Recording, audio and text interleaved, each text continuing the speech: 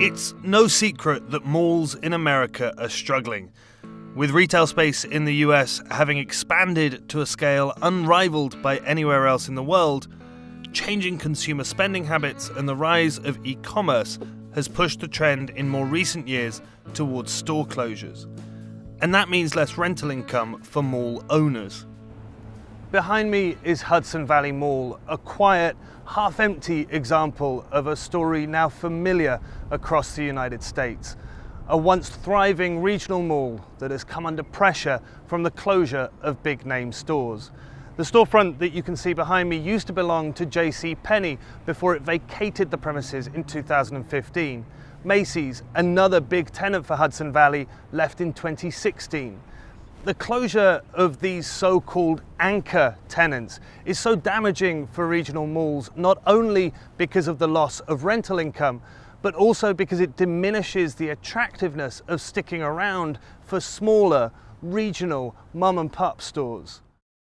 Credit Suisse estimates that as many as 8,640 stores with 147 million square feet of retailing space could close down just this year. That would surpass previous peaks after the financial crisis and dot-com boom. The effect can also be seen in employment numbers.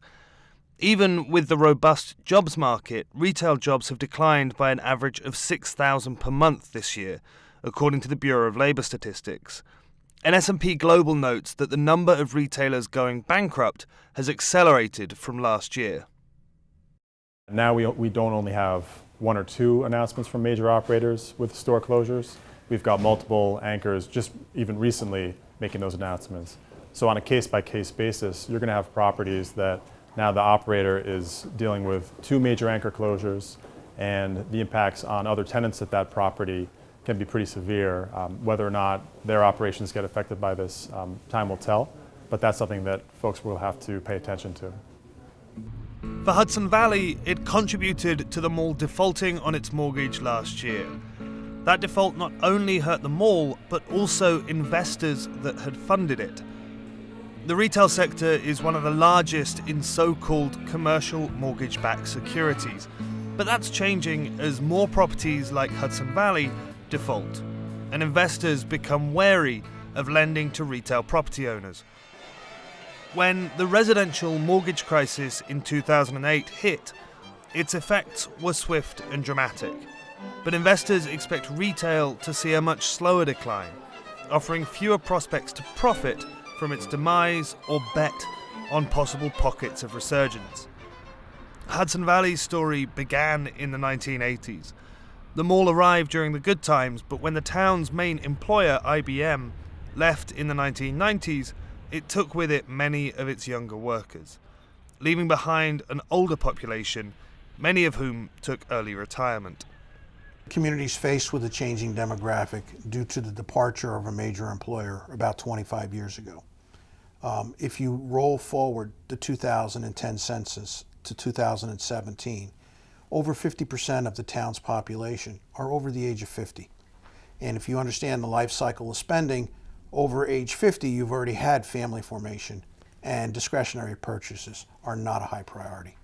So when you look at the retail model, where the anchor stores are designed to draw the traffic, and the mid-market national retailers and the mom-and-pop stores live off that traffic, as the traffic decreased from the majors, the anchors, the balance of the mall's sales suffered from the lack of traffic. Having bought the property at a depressed price, new owners Hull Property Group, based all the way in Augusta, Georgia, have negotiated a lower tax assessment on the mall. But that in turn has reduced the tax income for the town. But Hull Property Group says it allows them to begin investment in Hudson Valley, hoping to stabilize the outflow of tenants before seeking ways to attract new ones, possibly turning to more experience-oriented businesses like restaurants to complement traditional bricks-and-mortar stores. A move echoed elsewhere across the country as regional malls attempt to evolve in line with consumer trends.